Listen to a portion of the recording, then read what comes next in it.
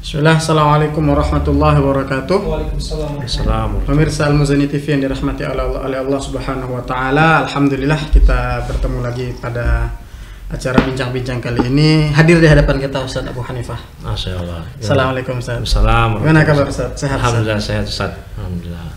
Ini jadi ini gini nih Ustaz, ini kan lagi rame tentang surat MUI yang kemudian MUI menolak tentang ya usulan RUU haluan ideologi Pancasila tuh yang katanya di dalam draft undang-undang itu RUU itu tidak mencantumkan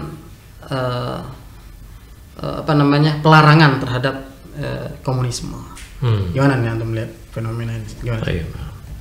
Bismillahirrahmanirrahim. Alhamdulillah wassalatu wassalamu ala Rasulullah wa ba'd. Ya, sebenarnya Ustaz ya, apa yang mereka upayakan hari ini itu merupakan kelanjutan dari misi mereka yang sebelum-sebelumnya telah gagal di negeri ini. Semisal dari pemberontakan Musso tahun 48 maupun puncaknya pada tahun 65. Nah, mereka ini mungkin secara fisik habis, namun pemikiran mereka ternyata belum habis. Terus diwarisi. Karena komunisme itu menjajakan ide-ide, pikiran-pikiran, falsafah yang mungkin akan mudah diterima oleh kaum-kaum yang tertindas. Karena sejarahnya dahulu di Eropa, Karl Marx memunculkan ide-ide ini untuk melawan kaum borjuis demi membela kaum proletar, ya, untuk membantah atau menandingi munculnya kaum kapitalis. Nah, jadi ketika orang-orang dahulu di Indonesia, misalnya buruh, tani, itu sangat mudah untuk dijejali isu-isu komunisme ini. Jadi secara wujud mereka dalam bentuk partai dan lain sebagainya mungkin tidak ada gitu ya. Tidak ada. Cuman secara ideologi itu masih ada pelanjut.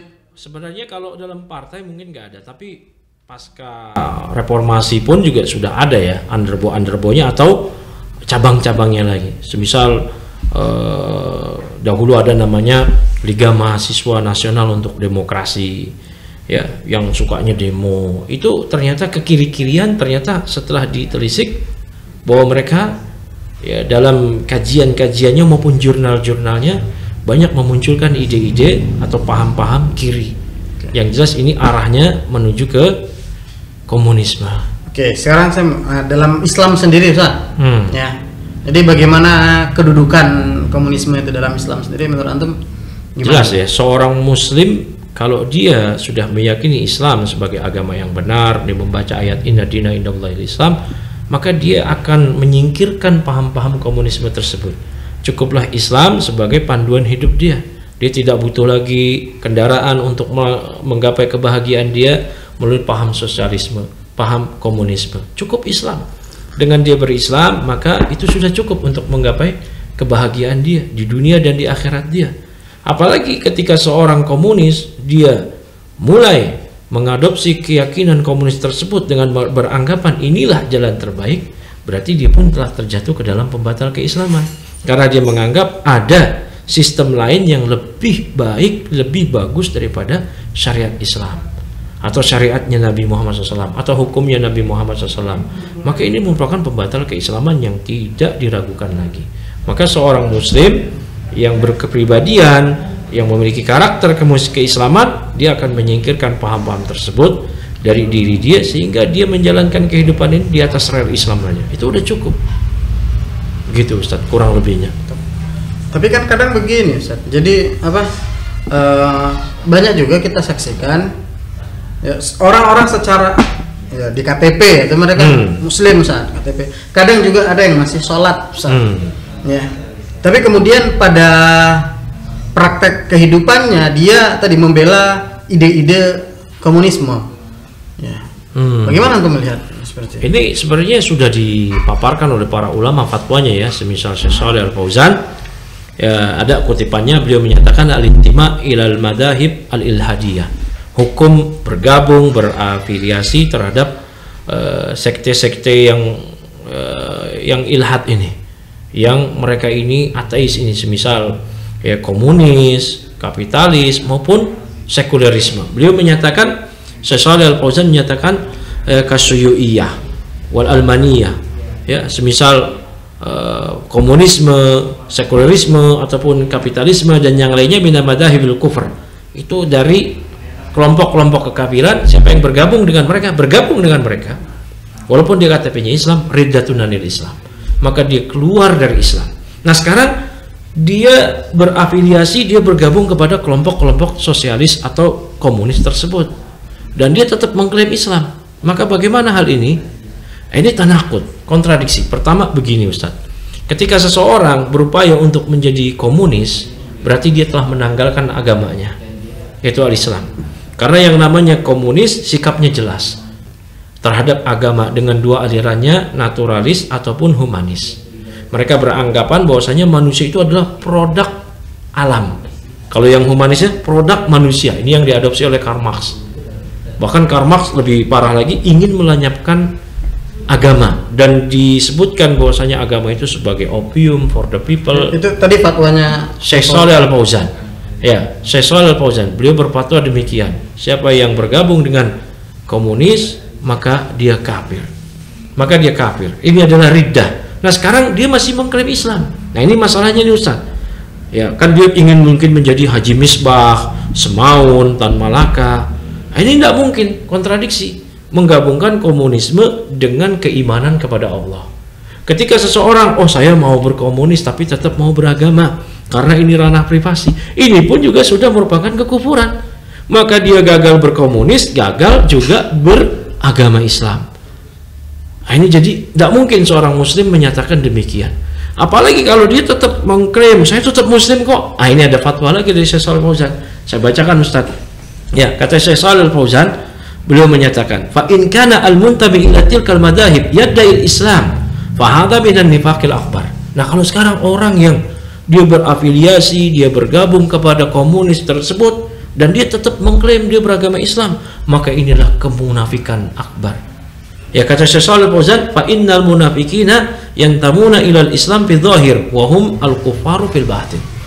Karena yang namanya kaum munafik, mereka bergabung kepada Islam, berafiliasi ke Islam secara lahiriah saja, padahal secara batin mereka itu kafir.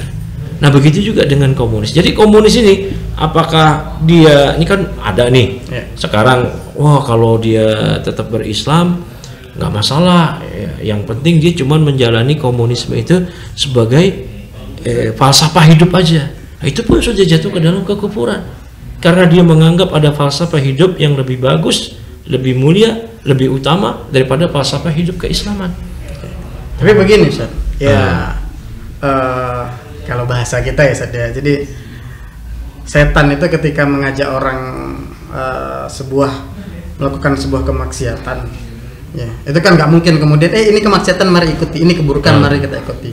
Nah begitu juga kan komunisme, ketika mereka masuk ke umat Islam tentunya mereka kan tidak kemudian menampakkan wujud mereka sebagai ateisme, dalam artian mereka anti isu-isu yang dibawa bukan isu-isu ketuhanan, tapi isu-isu yang dibawa adalah isu-isu sosial, isu-isu misalnya pembelaan rakyat tadi kaum proletar. Nah dalam Islam pun ya itu mungkin ada membela orang-orang terzalimi misalnya. Jadi isu-isu mungkin keadilan sosial dalam Islam, ada prinsip keadilan lah. Ketika mereka masuk melalui underbo mereka ya dengan dengan tabir tadi, dengan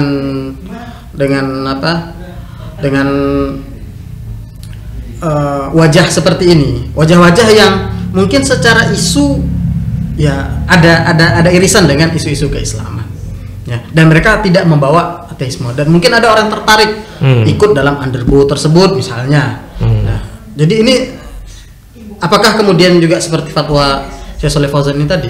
Nah ini ya, kalau orang itu belum tahu hakikat komunisme, kemudian dia diberitahu, dia masih tetap ngeyel, maka dia kufur. Bisa jadi ada yang tertipu.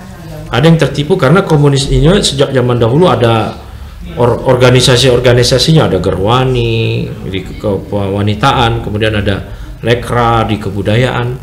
Nah, lekra awal munculnya itu tidak memunculkan isu-isu komunis, tetapi ketika mereka sudah kuat, ya mereka mulailah mementaskan pameran semisal yang berjudul itu yang kontroversial, matine Gusti Allah.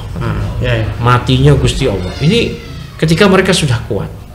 Karena tujuan mereka demikian. Yang namanya komunis dengan agama itu akan selalu bertolak belakang.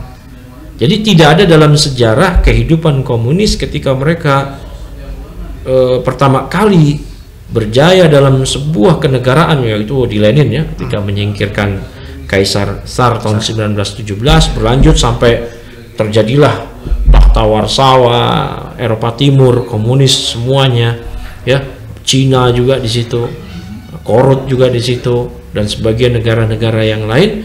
Tidak ada dalam sejarah ini secara fakta, Ustaz, secara fakta plus data. Tidak ada dalam sejarah bahwasanya di suatu negara yang di situ komunis menguasai, melainkan penganut agamanya terintimidasi. Terlebih-lebih Islam yang kemarin di Cina, Uyghur, itu jelas-jelas membuktikan. Sebelumnya juga demikian. Mau di mana, sampai di Kamboja sekalipun, padahal penganut agamanya Buddha, dibantai oleh mereka, oleh Pol Pot, dan di tempat-tempat yang lain.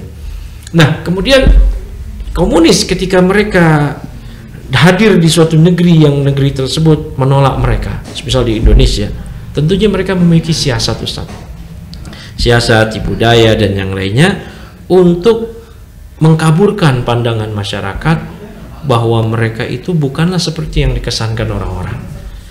Maka mereka membawa berbagai macam makar dan upaya mereka tadi dalam bentuk siasat A, siasat B dan yang lainnya. Nah, ini mungkin masyarakat tertipu. Ya. Nah, inilah pentingnya edukasi kaum muslimin terkait komunis ini. Alhamdulillah fatwa ulama, ya, semua cendekiawan muslim memperingatkan bahwasanya komunis ini benar-benar bahaya laten yang harus kita sadari, kita waspadai. Ya. Nah, ini terkait yang tadi itu. Dan juga kalau masalah komunis membela kaum yang tertindas, dalam Islam sudah lebih diajarkan. Bahkan dalam Islam pun sebagaimana yang kita tahu, bukan cuma menolong orang yang terzolimi, bahkan yang zolim juga sekalipun, yaitu dicegah dari kezaliman. Kata Nabi SAW, unsur akhaka zaliman aw mazluman. Ya, tolonglah saudaramu yang zalim maupun yang terzolimi. Ya, yang terzolimi maupun yang zalim, dizalim juga cegah dia dari kezalimannya. Apalagi ada syariat sedekah, syariat zakat, tolong menolong dan yang lainnya. Ini jelas dalam Islam sudah sempurna. Maknanya kita tidak perlu untuk mewujudkan keadilan, untuk mewujudkan pembelaan terhadap orang-orang tertindas. Seorang muslim tidak perlu kemudian memakai baju-baju, sangat tidak perlu sekali. Ya, sangat tidak perlu. Bagaimana ceritanya seorang muslim ingin menggapai sebuah keinginan dia seperti menolong orang lain yang tertindas, padahal di Islam sudah ada, kemudian dia berganti agamanya dengan agama komunis. Karena komunis mau tidak mau dia adalah agama tersendiri, yaitu agama anti agama, agama tanda kutip anti agama. Makanya salah seorang peneliti komunis dari Amerika, namanya kalau nggak salah Henry Sheikman, dia menyatakan begini: kalau hendak meruntuhkan komunis, runtuhkan paham ateis, runtuhkan paham ateis. Karena dari paham ateisme lah komunis itu hadir, komunis itu hadir. Dan itu sejarah telah membuktikan bagaimana di Indonesia musuh dengan pemberontakannya membunuh kiai, membunuh santri, membunuh tokoh-tokoh muslim di Madiun, Magetan dan sekitarnya. Begitu juga menjelang 65, bagaimana kiai pesantren diserang oleh mereka dan mereka melakukan penyerangan secara frontal terhadap kaum muslimin. Secara masif juga demikian. Nah, ini membuktikan permusuhan mereka terhadap agama, terlebih khusus Islam. Ya, karena di mayoritas di Indonesia adalah Islam, maka yang mereka musuhi tentunya Islam. Ini maknanya begini, Ustaz. Saya mau ngambil kesimpulan, Ustaz, ya. Jadi fatwa Syekh Shalih Fauzan itu adalah ketika seseorang berintima atau berafiliasi kepada komunisme dan dia tadi memahami bahwa ada ateisme, ada falsafah hidup, ada